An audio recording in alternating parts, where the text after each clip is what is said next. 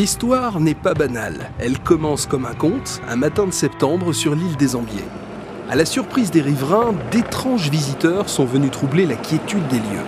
On a vu un matin, dans le port des Ambiers, 7 dauphins, 7 jeunes dauphins, petits dauphins au départ, qui étaient là, dans le fond du port, et qui semblaient tourner un petit peu en rond, regarder un petit peu ce qui se passait. Ils ont commencé par se frotter sur les coques des bateaux et ça a réveillé les gens qui vivaient dans leur voilier. Donc. Puis petit à petit ces gens-là ont appelé des organismes spécialisés et puis ensuite les médias, etc. Donc c'est parti de quelques dizaines de personnes qui les observaient et au fil des jours on est arrivé, je vous disais, à 1500 visiteurs par week-end.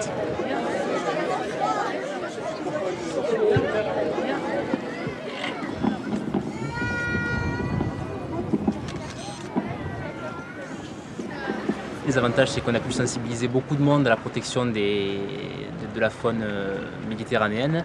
Et les inconvénients, c'est qu'il y a eu des débordements touristiques, à savoir des gens qui approchaient les animaux avec des bateaux à moteur en marche, qui s'amusaient à mettre des gaffes dans les évents des animaux, etc.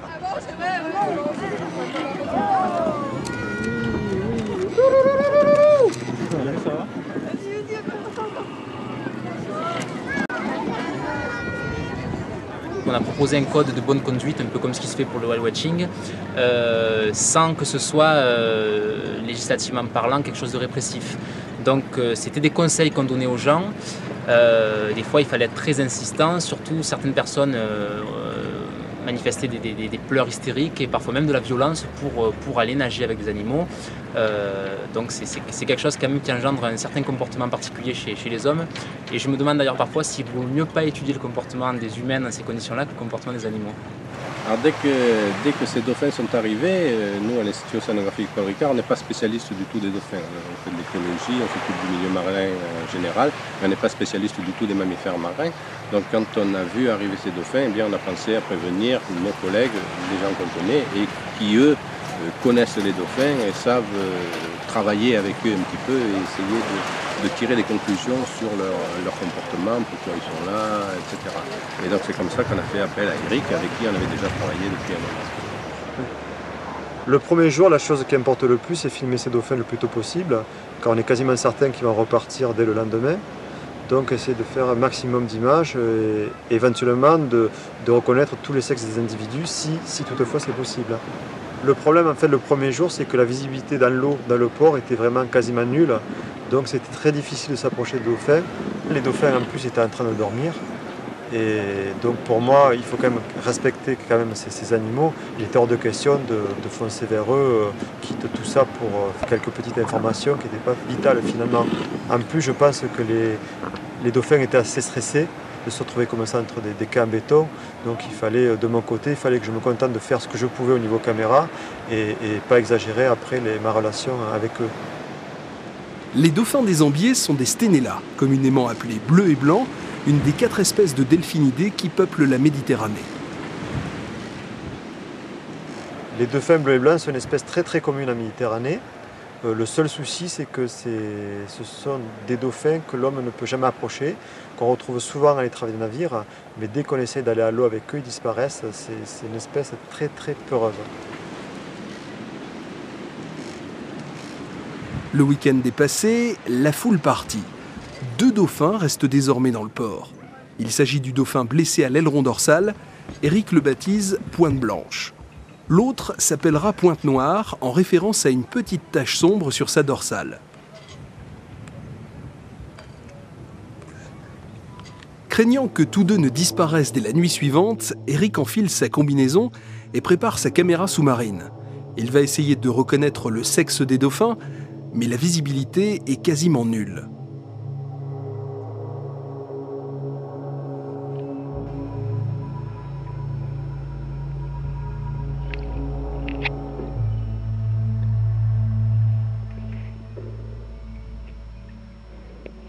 Eric s'approche très près des dauphins et imite leur vocalise. Pointe Blanche répond. Une étrange conversation s'établit entre eux.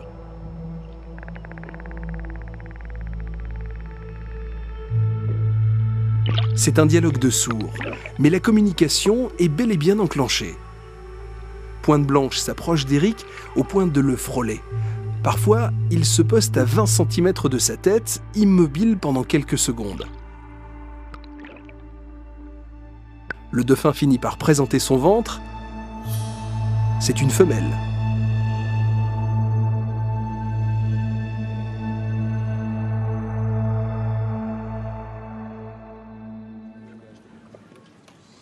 Pointe Blanche disparaît à son tour, mais elle n'est pas repartie au large retrouver ses congénères. Un plaisancier découvre son cadavre quelques jours plus tard dans un bassin du port.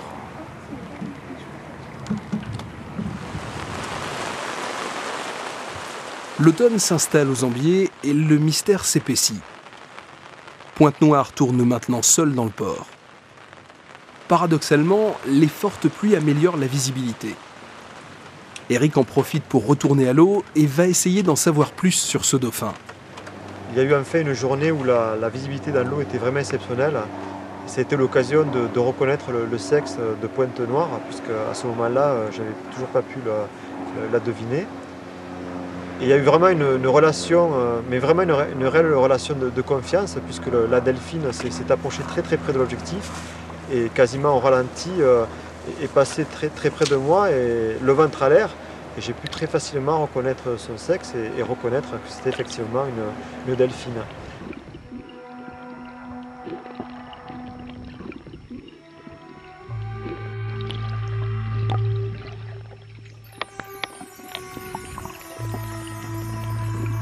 La relation entre Eric et Pointe-Noire monte encore en intensité.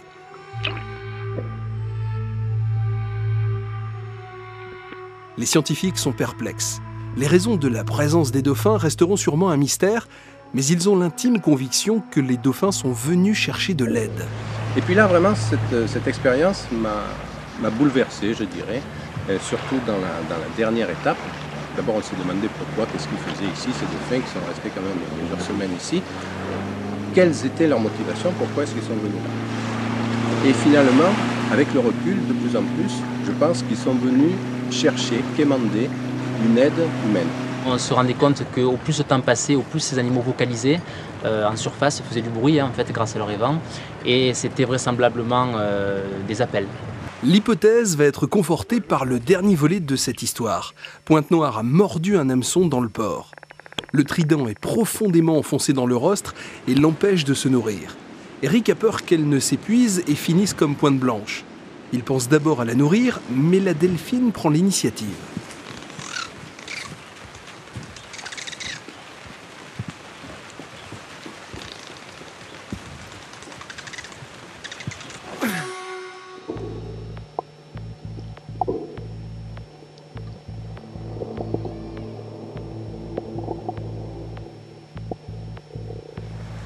Et ce qui me conforte là-dedans, c'est la dernière expérience, le fait que la dernière dauphine qui restait dans le port des Ambiers, avec son hameçon dans la bouche, elle est vraiment venue quémander de l'aide à Eric.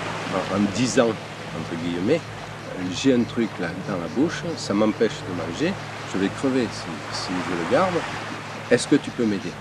Ça a été long, beaucoup de patience, beaucoup de confiance réciproque entre Eric et cette dauphine.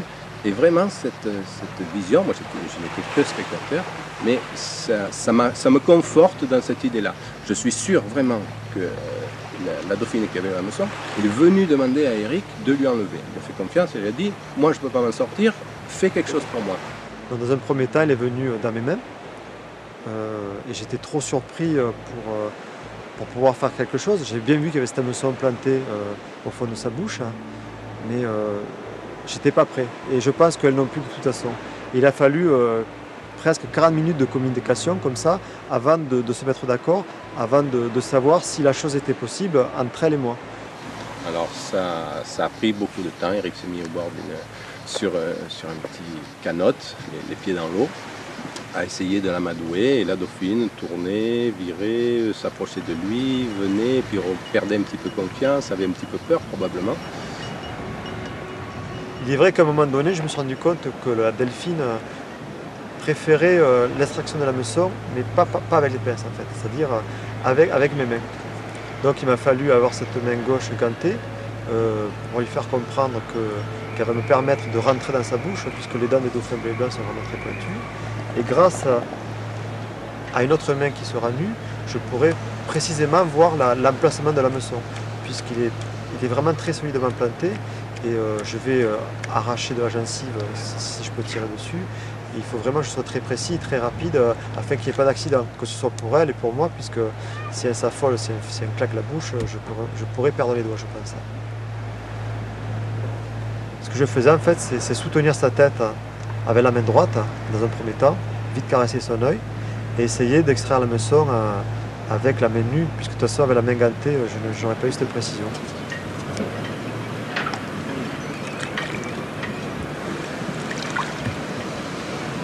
Ok, super, super. Bien.